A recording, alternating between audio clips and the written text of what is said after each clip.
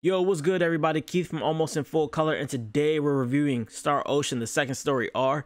I told you all when I reviewed Star Ocean, the Divine Force, I really hope that Star Ocean, the second story, gets a remake much like Final Fantasy VII, and that it didn't have to have that budget behind it, but something that was brought up to look like, Star Ocean, the Divine Force. I felt like it was a good time for that. Now the announcement came that we were getting Star Ocean, the second story R, and I was a little disheartened.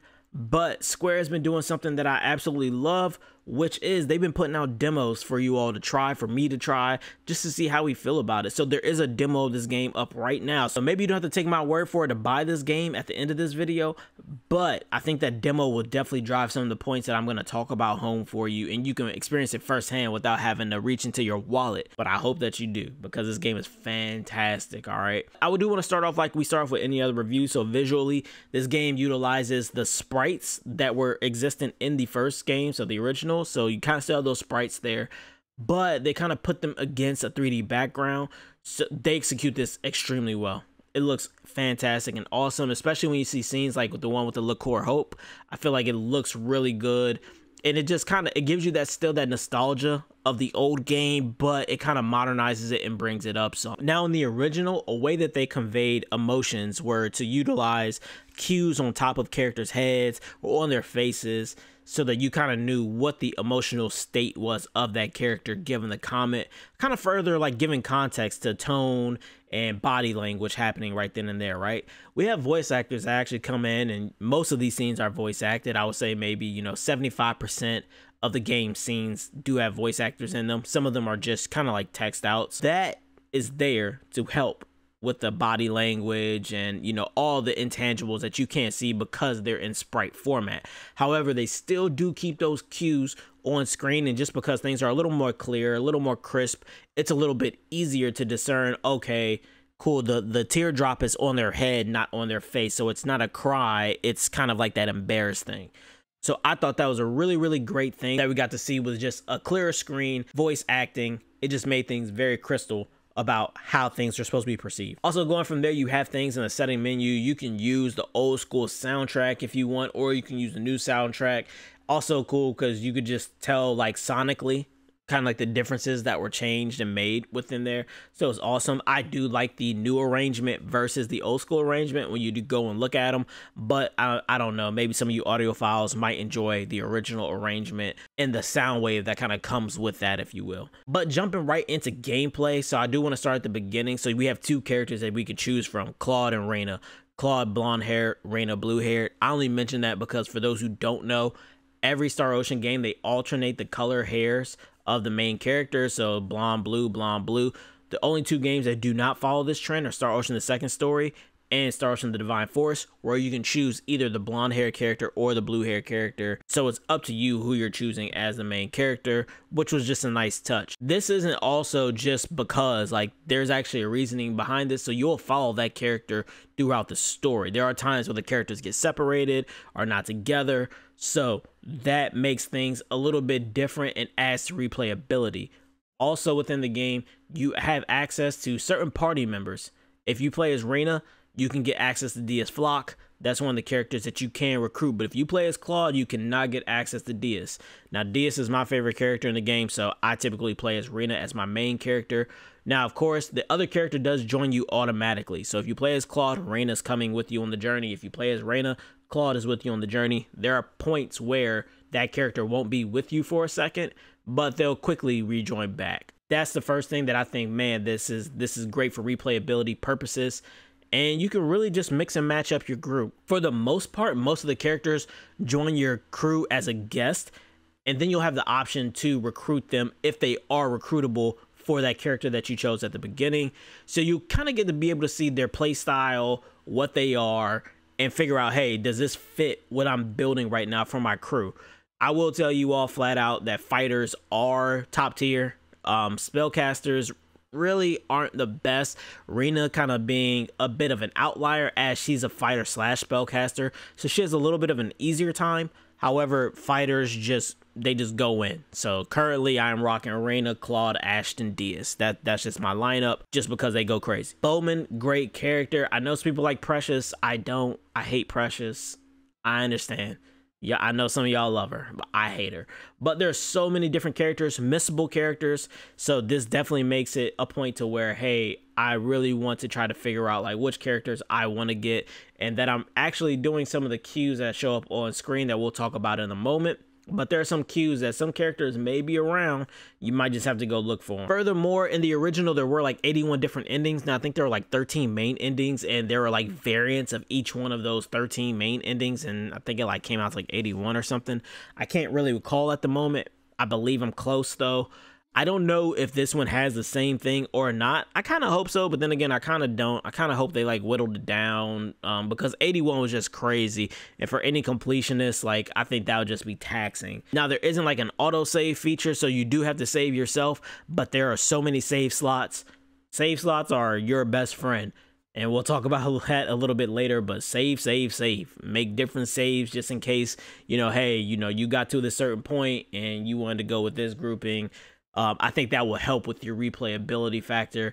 And for those trophy hunters, I'm pretty positive that that's going to help you kind of just shortcut to certain trophies. Going from there, combat has been sped up. I know people are like, oh, it's so much faster.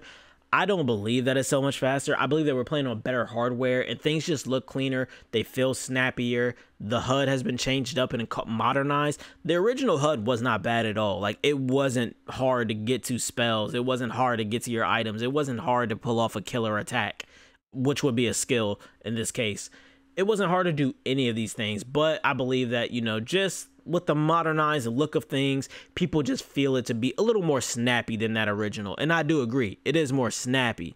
However, I've played the game via other channels on 2x speed or 2.5 times speed to where the game felt real fast. Now, granted, I was aggressively overclocking something to have that done, but I've, you know, when I've gone back and played the game, I've done it through other channels. So you know, that's just how that was for me. So I don't feel personally that this game is super fast. If you were like me and you play the game through other channels and you were overclocking a machine to have it run faster, you're not gonna feel that way. But it definitely is smoother, definitely is cleaner. They definitely have updated some of the looks of how some of the moves come off and things of that nature. There is a new board at the bottom, if you will. So for those who played Star Ocean: The Last Hope, you had the bonus board. It's nothing as complicated and as sophisticated as that.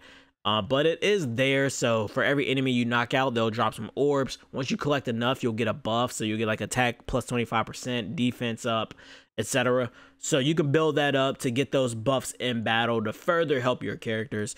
We also have the assist system now, so you can get an assist. There could be someone in your reserves from your party, or if you're doing certain things in the game, you may get access to someone else from the Star Ocean universe. So I think if you pre-ordered it, you got Leticia off the bat, and she's an assist, and that's from Star Ocean 6.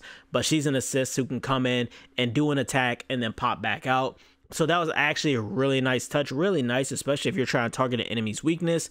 Hey, but you kind of want to roll fighter style. You can call in one of your spellcasters to cast a spell, and they'll pop right back out. That was a really nice touch. I really love that by way of just modernization, just something nice to have in there, and just to make combat a little bit more fun. You really can't juggle as much in this game as you could others. Just to have that availability to combo, if you will, a little bit differently, it's there. So one of the big things I really want to touch on, and one of the reasons I truly love Star Ocean as a whole, is the crafting, smithing, compounding, alchemy system, you name it. So there are tons of skills in what I would call the character's personal growth tree, and pretty much that goes like cooking, herbology, mineralogy, fairyology, and these things will unlock a character to take a certain action. So if you learn blacksmithing, you can learn the skill smithing, which will allow you to take armor. So a character could take armor, upgrade it, utilize some mineral to apply to that armor. So there are many different ways to do this. Your character can craft things out of minerals. They can craft things out of fabrics. It absolutely gets crazy, and you can get lost in this. Now, the game doesn't actually tell you, like, you know, what's what, but they do try to give you hints. So in the old games, you had what was known as the guild, and the guild actually would give you books on the skills. So the guild, you can go and you can get the book that talks about cooking, mineralogy, fairyology, and that's how you got access to that.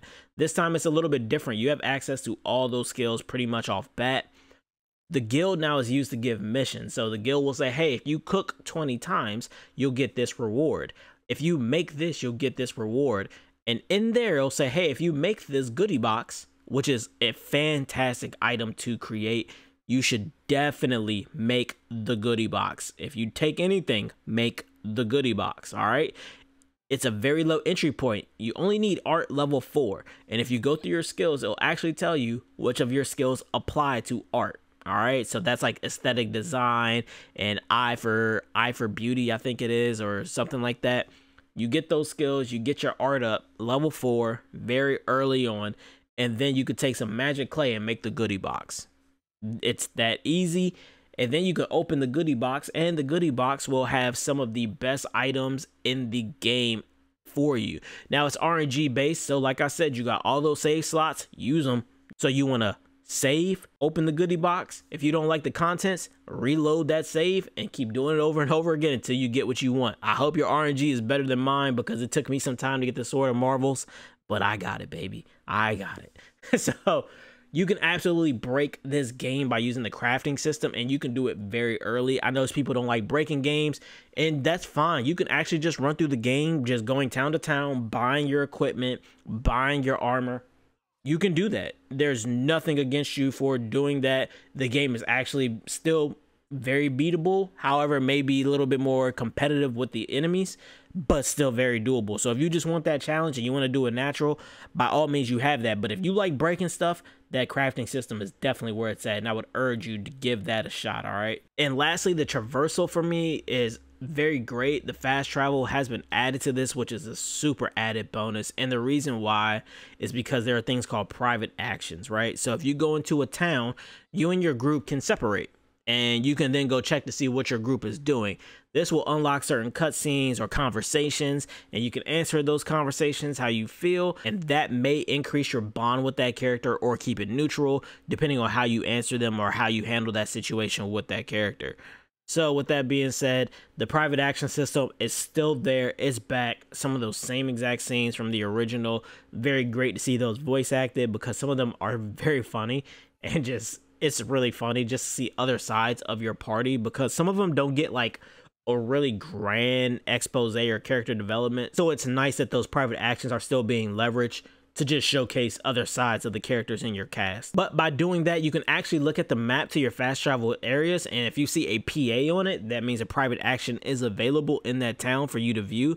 And if you see like a little hourglass looking thing, that means there's a quest that's related to a character there, so that might be something worth looking into. And some of those are related directly to recruiting other people into your party, so definitely be on the lookout for those. Sometimes you'll just see that little hourglass looking icon on a town without a private action, and that may link to a quest that gets you to recruit a character, or there's just a scene there waiting for you. So for those who don't know, after the Tournament of Arms, you should go talk to Gamgee after you leave the town. You should leave the town, come back, talk to Gamgee. He'll have something for you. Now, in the original, this was the only time you can get this item, and if you missed it, you missed the ability to create the strongest weapon in the game. However, I've been told that another one does exist in the game in Fun City, so there is another way to get it, but this is the first time that you can get it. So you ultimately can make 2 of the strongest weapons in the game.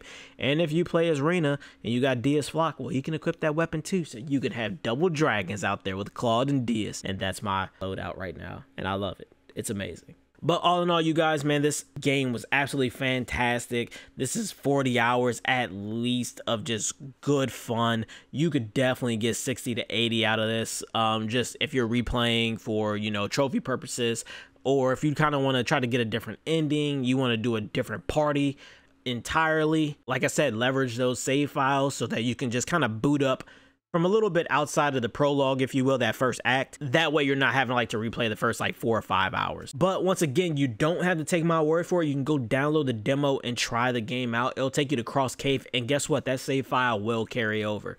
So not only will you have played the first 2 hours and decided whether or not you like the game or not, but you can actually take that save file with you when you actually purchase the full game. So fantastic. I love that they've been continuing to do this. It's amazing. I hope they keep this up. But like I said, you all, Star Ocean, the second story. R, absolutely fantastic RPG. Absolutely fantastic. I would call this a remaster. I wouldn't call this a remake, but I would call it a remaster. But it's absolutely wonderful, you all. I really think that you will enjoy it, from the illustrious skill trees to the battle point system to your character cast, your ability to recruit characters. Who are you going to recruit? Who are you going to leave at home? Great story, which I didn't really even speak much about, but the story is absolutely great.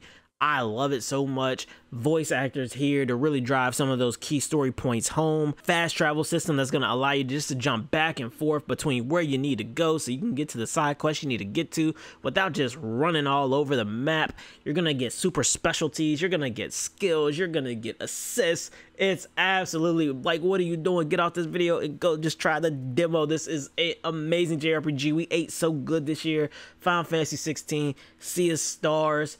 We got Super Mario RPG. This game, it's just been great. Tales of Arise DLC comes out. We've had a fantastic year this year, and next year it looks to be good as well. We're doing really great for our JRPGs and our RPGs, you all. This is just another one of those bangers. I'm definitely urging you to give a shot, all right? So make sure you hit that notification and subscription button, because like I said, Super Mario RPG is on the way. So you know someone on this channel is about to have some Super Mario RPG stream video. He's gonna have something for y'all to talk about why he feels like this is a great rendition, remake of a classic RPG, you all. We're getting a very great year in this land, all right? So we appreciate you all hitting those buttons and checking in with us. And as usual, peace, bees, be blessed.